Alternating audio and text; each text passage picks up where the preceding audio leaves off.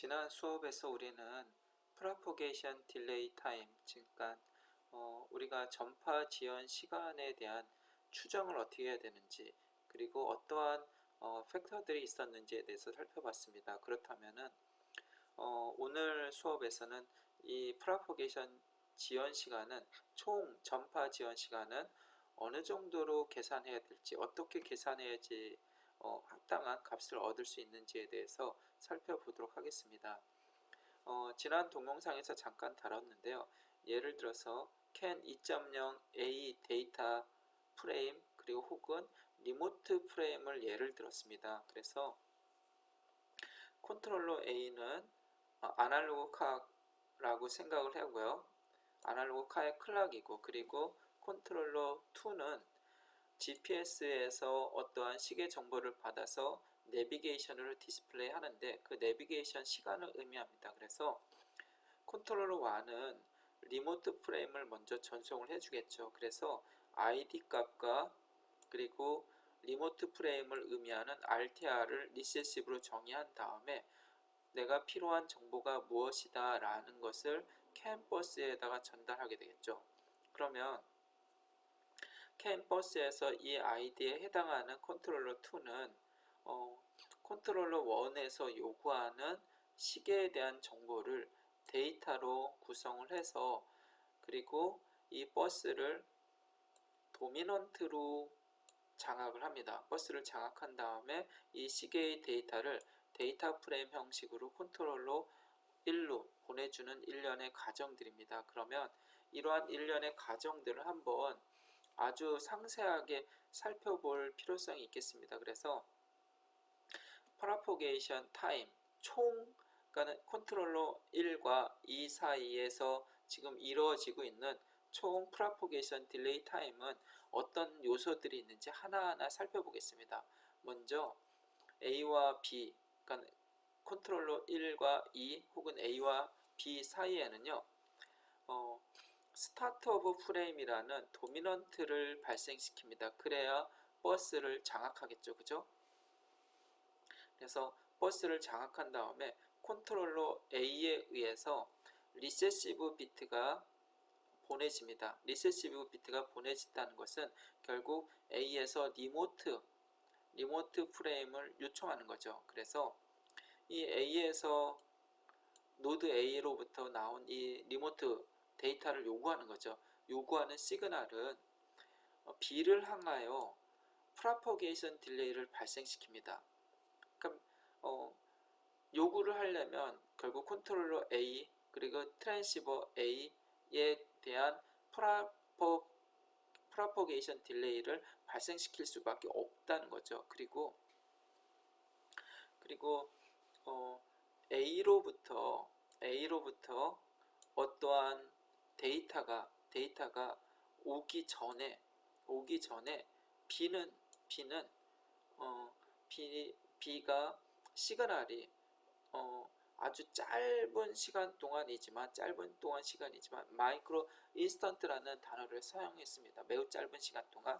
그래서 이 시그널이 B에 도착하기 전에, 그러니까는 리모트에서 요청한 난 이런 것이 필요합니다 라는 것이 B에 요청하기 전에 A로부터 보내진 데이터가 B로 도착하기 전에 아주 짧은 시간이지만 B는 도미넌트 비트를 이제 내보내야 됩니다. 그죠? 이제 내보내야 되겠죠. 그러니까 무슨 얘기냐면 B가 도미넌트 비트를 내보낸다는 것은 결국 리모트 PC로부터 어떤 것을 받았다는 것이 아닐까? 받았다는 거죠. 그죠? 그래서 그러면 이 B로부터 시그널이 A로 가기 위해서는 일련의 딜레이가 발생합니다. 즉 B의 컨트롤러에 해당하는 컨트롤러와 UART 통신의 CAN 트랜스버 B와의 데이터 통신, 그리고 B에서 디퍼런스 시그널을 바꾸는 차동 시그널이 발생하였죠. 그런 것을 프로퍼게이트라고 정의를 했습니다. 그리고 나서 근데 문제가 있습니다. 이 B에서 어떤 시그널을 보내기 위해서는 문제가 있는데, 어떤 문제냐 하면요, 어떤 도미넌트, 즉 어떤 B에서 버스를 쟁탈하기 위해선 도미넌트 비트를 라인에 와이어드 엔드 조건으로 침입을 해야 되다 보니까 B 근처에서 충돌 현상이 발생을 한다는 거죠. 당연한 거죠. 현재 리세시브인 상태에서 어떤 B가 데이터를 보내려면 도미넌트 비트를 줘야 되니까 어떤 충돌 상태가 난다는 거죠. 그리고 그 충돌이라는 컬리전이라는 것이 결국은 딜레이 상태로 만들어진다는 거죠. 그리고 스테이션 A는 결국은 도미넌트 비트를 받게 됩니다.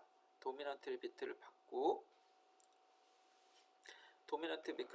그러면 A가 도미넌트가 아비테이션을 잃은 건지 중재를 잃은 건지 아니면 비트 에러인지 판단해야 된다는 거예요.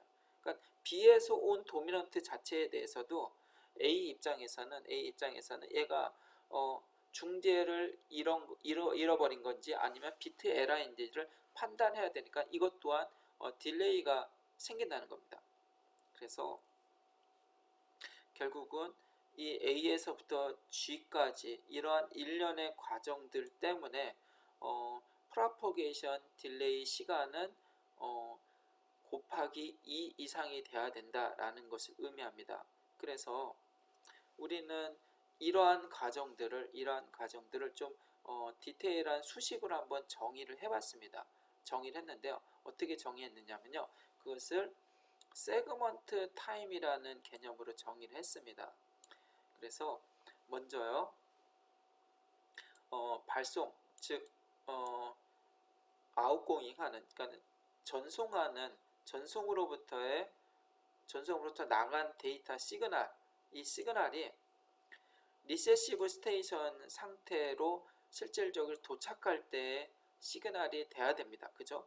그래서 일단은 전송 컨트롤러에 의해서 딜레이가 발생하고요. 그리고 인터페이스에 의해서 딜레이가 발생하고요. 그리고 전송 선로에 의해서 딜레이가 발생합니다. 그리고 어떤 리세션, 받아들이는 입장에서도 당연히 시간이 필요하겠고요. 받아들이는 컨트롤러에 의해서 또한 시간이 필요합니다. 그리고 차동 시그널에 의한, 즉 어떠한 그 차동 시그널이 단극성으로 컨버팅 해야 되지 않습니까? 수신 인터페이스를 해야 됩니다. 그렇기 때문에 그때에서도 시간이 필요합니다. 그래서 우리는 정의를 했는데 어떻게 정의했느냐? 우선은 이 can high, can low로 바뀌어야 되는 차동 증폭기에서 차동 디퍼런셜 시그널에서 단극성으로 바뀌는 시간을 equal sign이라는 시간으로 정의를 했습니다. equal sign. 그리고 전송 매체의 속성의 물리적 속성에서 발생하는 파라메타 시간 딜레이를 t medium이라고 정의를 했습니다. 그리고 네트워크상의 특징으로 인해서 정기적 특징으로 인해서 발생하는 파라메타를 t electronics라고 정의를 했습니다. 그래서 이 비트가 실질적인 노드에서 다른 노드로 이동하는 데 걸리는 시간은 이 전송 매체와 정기적 특징이 더해서 합쳐진 것을 프로포게이션 세그먼트 타임이다 라고 정의를 합니다. 그런데 우리가 그것만 살펴보면 안 되겠죠. 그래서 잘 보세요. 여기 보시면 실질적으로 컨트롤러 A에서 B로 가기 위해서는 리모트 프레임, 데이터 프레임 무조건 곱하기 2가 됩니다. 그죠? 곱하기 2가 되고요. 전송 선로에 대한 딜레이, 그죠? 그리고 여기 보면 먼저 보내고 받고 SD, RX에 대한 시간 딜레이가 있고요. 그죠? 그 다음에 반대로 여기서도 SD, RX가 존재합니다. 그러니까 곱하기 2가 되고요. 그리고 TX가 또 존재합니다. 발생시키니까. 그래서 TX가 두 개가 들어갑니다. 그죠? 그리고 또 한 가지 차동 시그널로 바꿔줘야 되지 않습니까? 차동 시그널로. 그래서 T equal sign이라는 게 들어갑니다. 그래서 총 총 전파 지연 시간 프라포게이션 세그먼트 타임은 최소 지금 언급했던 파라메타들의 더한 거와 곱하기 2배 왔다 갔다 해야 되니까요. 그거보다는 무조건 커야 된다라는 게 프라포게이션 세그먼트 타임이다 라고 보시면 되겠고요. 각각의 TSD 같은 경우는 입출력 신호 처리에 대한 지연 시간의 합이고요. 여기서 보면 RX라는 것은 수신부에서 신호를 만들고 전달하기 위해서 수신 인터페이스 요구되는 시간이라고 보시면 되겠고요. 그리고 TX, RX 마찬가지로 인터페이스에서 요구하는 시그널입니다. 그리고 차동 시그널로 변경하기 위한 equal sign이라는 게 필요하겠죠. 그래서 이러한 것을 중재와 답신 특성으로 인해서 총 2배의 시간이 걸리는데 여기에는 그런 게 포함이 안 되겠죠. 아비테이션 중재를 잃어버렸거나 아니면 리모트 PC에서 데이터를 보내면 컨트롤러 데이터를 보내 실질적인 노드에서는 데이터를 보내야 되니까 순간적으로 버스를 잠식해야 되니까 도미넌트와 리세시브 간의 충돌 현상이 일어날 수가 있습니다. RTR 비트를 통해서.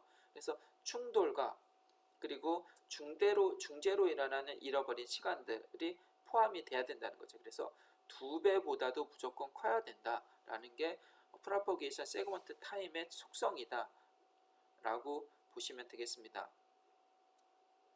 그러면 이번에는 우리가 이러한 것을 어떻게 이해하고 정리해야 될 필요성이 있는지 한번 살펴보겠습니다. 먼저 우리는 네트워크상 버스, 즉 캠퍼스의 네트워크의 길이와 전송 속도 그리고 이 전송의 매질 사이에서 어떠한 일들이 일어나는지에 대해서 한번 정리를 해봐야 될 텐데요. 먼저요, 캔을 사용해서 최대로 긴 거리로 통신할 수 있는 거리는 얼마인 것인가? 단, 매질, 전송 선로 Y 기반의 전송 비트레이트 XY 기반으로 어떤 XY가 정해져야 전송 선로의 특징 그리고 비트레이트이 정해져야 최대로 통신할 수 있는 거리가 나오겠죠. 그죠? 그리고 이 거리가 정해지면 무엇을 우리가 확인해야 될까요? 당연히 인트리직, 익스트리직이라는 속성이 있습니다. 인트리직은 내부적인 속성이고 익스트리직은 외부적인 속성입니다. 그래서 전송 선로, 라인을 구성하는 데 사용하는 물리적인 내부 전파 속도, 즉 인트리직 프로퍼게이션 스피드, 내부의 어떤 전송 매치 혹은 동축 케이블 속에서의 전파 속도 또한 고려를 해야 된다는 거죠. 그리고서 전송, 보내는 스테이션의 출력에 대한 딜레이, 수신하는 입력 스테이션에서의 수신하는 딜레이 각각 곱하기 2가 되겠죠. 물론 그리고 이론적인 노미널 비트레이트를 얼마로 가져갈지 당연히 곱하기 2가 되겠죠. 그래서 프로퍼게이션 세그먼트 타임 기간 동안 최소와 최대의 노미널 비트레이트는 얼마로 가져가야 될지도 우리가 정리하고 고쳐야 될 필요성이 있겠습니다. 그리고 어떤 데이터 시그널가 샘플링 되는 정확한 순간 물리적인 상태로 비트 값이 정확히 측정되는 방식과 순간에 대해서 우리가 살펴보아야 됩니다. 그리고 마이크로 컨트롤러의 발진 주파수와 오차 한계 혹은 지터의 신뢰성 등등등을 살펴봐야 되겠죠. 그래서 결과적으로 나온 것은 우리가 전송 매체 Y, 전송 매체 미디움이라는 것은 이 전송 매체의 속성까지 포함된 거죠. 그리고 길이가 XY 네트워크 상에서 사용되는 네트워크 상에서 최대 비트레이트는 기본적으로 우리가 지금 파라메타 설정한 것들의 프로포게이션 딜레이 타임이죠. 그거에 곱하기 2배보다는 무조건 큰 상태에서 맥시멈 비트레이트를 결정해야 된다 라고 정리할 수가 있는 것입니다. 그래서 이것을 한번 정리해 봤습니다. 최대 비트레이트, 실질적인 비트레이트라고 보시면 되겠습니다. 근데 이거보다는 좀 더 시간이 요구되니까 비트레이트는 좀 가라앉겠죠. 그죠? 작아지겠죠. 그래서 이것을 한번 연동해 봤습니다. 그래서 세로축은요, 네트워크의 거리입니다. 그래서 미터 단위고요. 그리고 세로축은 거리당 전송 속도, 그러니까 초당 몇 킬로비트를 전송할 수가 있는지 당연히 역비례하겠죠. 전송 선로가 길어지면 길어질수록 비트레이트는 감소할 것입니다. 그죠? 그리고 전송 속도가 짧아지면 짧아질수록 비트레이트는 증가할 것입니다. 그래서 이러한 역비례하는 커브를 볼 수가 있겠고요. 그러면 이러한 역비례 커브에서 우리가 하나의 좀 구별을 좀 할 필요가 있습니다. 구별을 한다는 것은 CAN 프로토콜을 기반으로 해서 어떻게 구별할 것인가를 좀 잘라봤습니다. 그래서 제일 먼저는요, 1kilo, 1000kilo, 1000비트 레이스라는 것은 결국 킬로미터 단위니까 키로가 두 개지 않습니까? 이게 K죠. 단위가 K니까 메가 단위죠. 1메가 비트 퍼 세크는요, 최소 40m일 때 규정을 합니다. 전송 도로가 40m일 때 1메가 비트 퍼 세크 레이시 나오고요. 그리고 전송 선로가 270m로 길어집니다. 길어졌을 때는 250K 비트 퍼 세크가 나옵니다. 그래서 이것을 한 묶음으로 생각을 하시면 됩니다.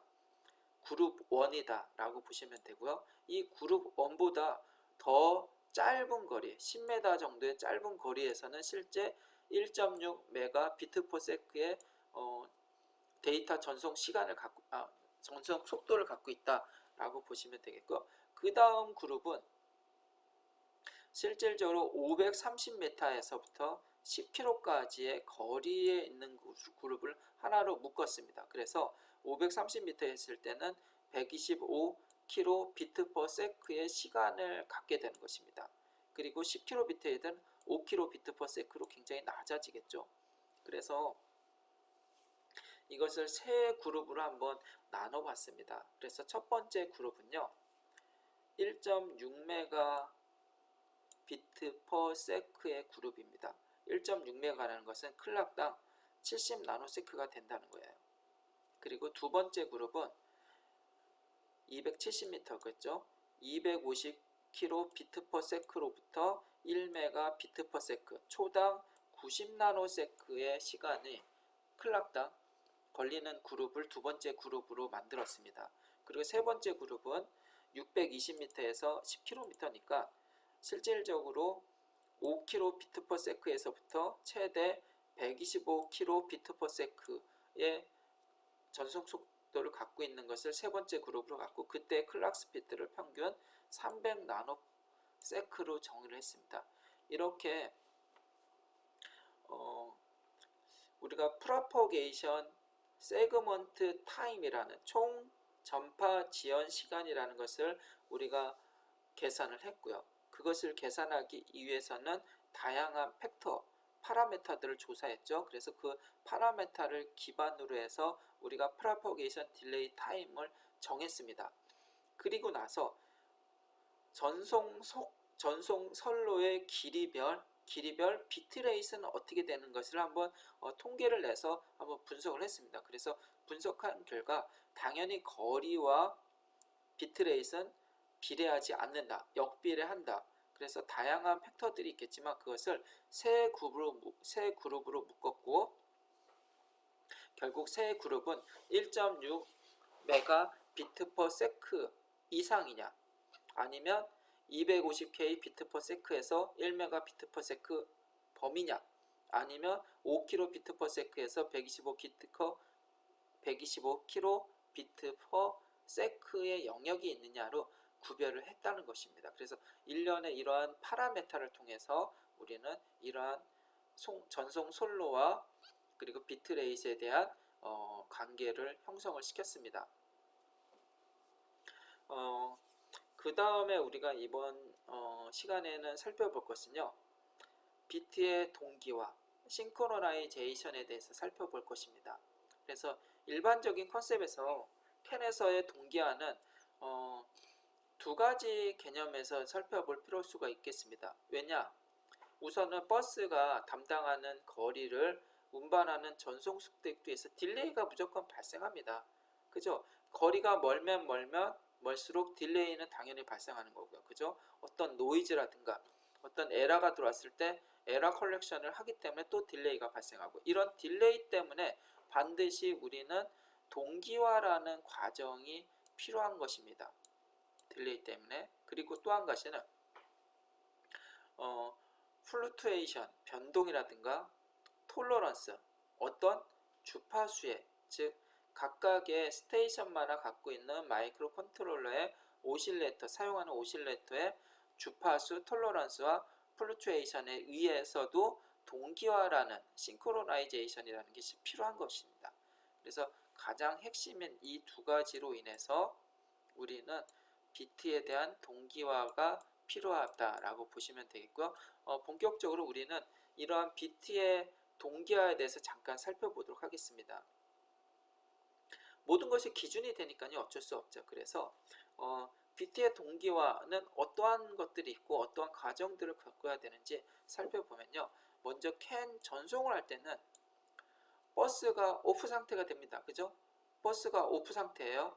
리세시브 상태에서 네트워크를 동작시키는 순간, 그죠? 동작시켜야 되겠죠? 그리고 또 한 가지, 스테이션별로 부품을 처음으로 리셋을 할 필요가 있습니다. 스테이션이라는 것은 자동차에 들어가는 모든 부품의 마이크로 컨트롤러가 리셋을 해야 되죠. 처음엔 시작할 때 전원을 눈다고 해서 시작하는 게 아니라 리셋이 돼야 마이크로 컨트롤러는 동작이 된다는 것입니다.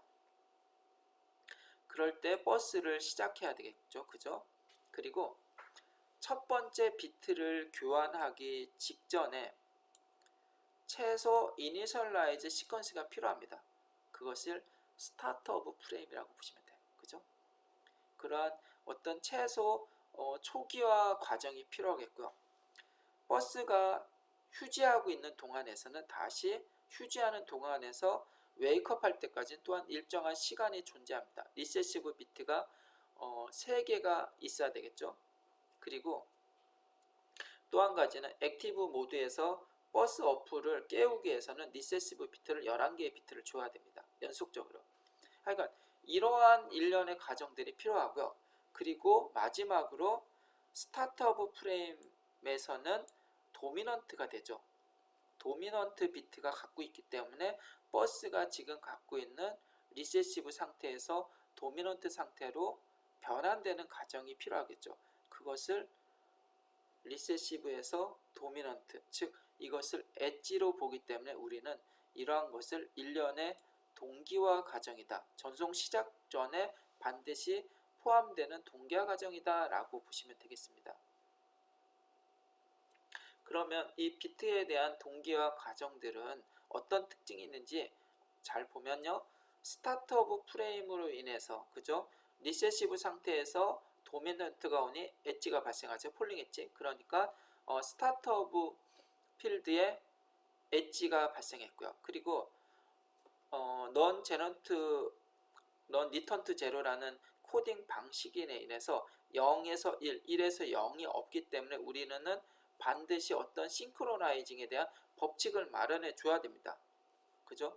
그렇기 때문에 우리가 버스 어플을 리세시브라고, 열성이라고 표현한 거고, 열성 버스를 잠식하기 위해서는 반드시 와이어드 엔드 방식의 어떤 비트가 하나라도 도미넌트가 들어가면 무조건 버스를 잠식할 수 있게, 즉 싱크로나이징 될 수 있게 하는 것입니다. 그래서 이러한 NRG 방식으로 인해서 전송된 비트가 잘 도착하는지 확인이 돼야 되겠죠. 확인하는 방법은 당연히 클락을 분리하거나, 그죠? 아니면 데이터를 주고받는 중에 엣지를 발생해서 동기화를 하거나, 아니면 리싱크로나이제이션을 통해서 재동기화를 하는 방법 등을 이용해서 어떤 우리가 보낸 데이터가 잘 갔는지 아니면 덜 갔는지를 확인할 수가 있는 것입니다. 그리고 또 한 가지는 우리가 끼워 넣기를 하겠죠. 5개 연속되는 비트가 있으면 반대되는 비트를 하나 끼워 두겠죠. 비트 스토핑이라는 방식이 있죠. 그죠? 그것이 결국은 리싱크로나이징이다 라고 보셔도 되겠습니다. 그래서 캔에서는 이런 다양한 동기화 방식들을 사용하고 있다라고 보시면 되겠고요. 이것에 대해서 다음 시간에 다시 강의하도록 하겠습니다.